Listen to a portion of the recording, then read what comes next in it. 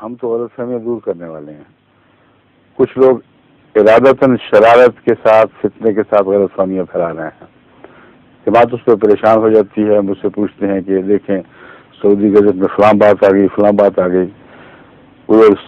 بوسنین میں بڑا شدید پروپیگنڈا جماعت کے خلاف شروع ہو چکا ہے, اور نئے آنے والوں میں ہر طرف سے ایک مخالفین کے بجائے جوابی حملے کی لہر اٹھی ہے. لیکن وہ جوابی حملہ نہیں, ہمیشہ کے سے جو ان کے پٹے ہوئے اعتراضات جس کے بعد جواب دیے جا چکے ہیں, وہی ان کے ایسے آدمی اکٹھے کر لیتے ہیں جن کو خود کچھ فہم ہی نہیں ہے, نہ وہ اصل حقیقت سے آگاہی ہے, نہ مسیح صاحب اسلام کی کتابوں کا مطالعہ کیا ہے. جو پنجابی مولوی پاکستان کا ہے, اس کے جو اعتراضات ہیں خاص اس کے انداز کے بازاری اعتراضات, ان کو منوان اٹھا کر دوبارہ ان لوگوں کے سامنے پیش کر دیا جاتا ہے. اور عجیب بات ہے کہ بعض اعتراضات کو تو وہ کوڑی کی بھی اہمیت اس لیے نہیں دیتے کہ ان کا مزاج ہی اور ہے. وہ باتیں جو ان کو گیخت کرتی ہیں وہاں, وہ ان کے نزدیک کوئی حیثیت ہی نہیں رکھتی, اس لیے وہ چیترے سمجھ کے پھینک دیتے ہیں. لیکن یہ سمجھ رہے ہیں کہ میری شبہ تنظیم ہو رہی ہے. اور مجھے پھر بعض آدمی بھی گھبرا کے خط لکھتے ہیں. جرمنی سے بھی اطلاع ملی, ان سے میں نے کہا کہ آپ نے فیصلہ یہ کرنا ہے کہ اس پودے کا مصداق بننا ہے کہ نہیں جس کا قرآن کریم میں ذکر ہے کہ وہ مثلہم فی الانجیل کزرع اخرج شطأہ فآزرہ فاستغلظ علی سوقہ یعجب الزراع لیغیظ بہم الکفار.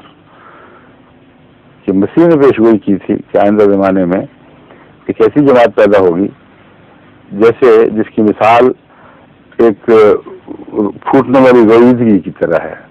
سبزہ پھوٹ پڑتا ہے جب, اور جب وہ پھوٹتا ہے تو پھر اس اپنی ڈنٹل پہ مضبوط ہونے لگتا ہے, اور قوت کے ساتھ اس کے اندر موٹائی بھی پیدا ہوتی ہے اور وہ نشو و نما پاتا ہے.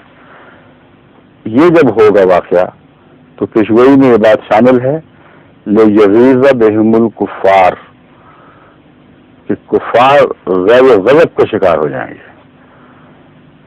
اب آپ نے یہ راہ اختیار کرنی ہے تو پھر غیر غضب سے کیوں ڈرتے ہیں؟ یہ تو پیشگوئی کا حصہ ہے. یہ تو ناممکن ہے کہ آپ ترقی کریں اور الہی پیشگوئیوں کے مطابق ترقی کریں اور کہیں کہ غیظ نہ ہو. اس راستے کی دو لازم شرطیں ہیں, آپ کی نشو و نما اور دشمن کا غیظ و غضب میں حلقان ہونا.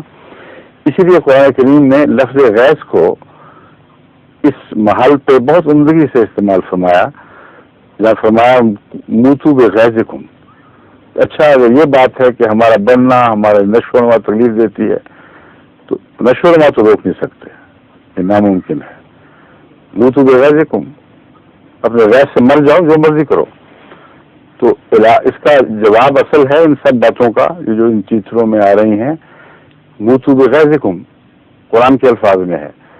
اور جہاں تک احمدیوں کا تعلق ہے ان کو میں سمجھا رہا ہوں کہ قرآن کریم نے جو مسیح کی زبان سے پیشگوئی بیان فرمائی ہے, معمولی سی عقل سے بھی غور کریں تو رسول اکرم صلی اللہ علیہ وسلم کے مسیحی دور سے تعلق رکھتی ہے. یہ فصاحت و بلاغت کا ایک قرآنی فصاحت و بلاغت کا کرشمہ ہے کہ جہاں حضرت صلی اللہ علیہ وسلم نے مسیحی دور کی خوشخبری دی اور بار بار دی, کثرت سے دی کہ مسیح ابن مریم خدا کی قسم ضرور نازل ہوں گے, وہاں مسیحی کی زبان سے قرآن کریم نے اس دور کے حالات بیان فرما دیے کہ حضرت صلی اللہ علیہ وسلم کے حق میں جب مسیح کی پیشگوئی پوری ہوگی تو آپ کی امت کا کیا حال ہوگا, کیسے آپ کے حقیقی سچے پیرو ترقی کریں گے اور دشمن غیظ و غضب کا شکار ہوگا. ہم اس دور میں داخل ہو چکے ہیں, اس لیے اس کے لوازمات ہیں ان سے بچ کر نہیں نکل سکتے. اور بڑی خوشخبری یہ ہے کہ غیظ ناکام ہے, یہ آپ کیوں نہیں غور کرتے؟ غیظ ہے تو کرنے دیں. یہ فرمایا غیظ کو ہم کامیاب نہیں ہونے دیں گے. غیظ تو ناکامی کے نتیجے میں ہے, نہ کہ کوئی ایسی جارحانہ کوشش جس سے نشو و نما کو خطرہ ہو. نشو و نما تو بڑھتی رہے گی, پھیلتی رہے گی, پھولے گی, پھیلے گی. لیکن اس کے نتیجے میں جو غیظ ہے وہ نامرادی کا غیظ ہے، اس بات کا غیظ ہے کہ بڑھ کیوں رہے ہیں۔ اب جو بھی شور پڑا ہے بین ہی اس کی مثال ہے۔ جماعت احمدیہ تو خدا تعالیٰ نے جو عظیم کامیابیاں نئی عطا فرمائی ہیں، ان کے نتیجے میں جو غصہ آ رہا ہے وہ اس کا اظہار ہو رہا ہے۔ ان کو پھونکنے نے جو شہر پھونکنے ہیں انہوں نے، اصل تو کچھ نہیں ہونا، پھونکوں سے تو یہ چراغ بجھایا نہیں جا سکتا۔ اب میں آپ کو بتاتا ہوں ان کے انداز فکر اور کیسے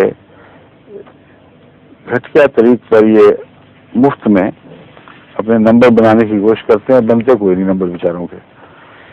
ظہور مہدی آخر زمان ہے،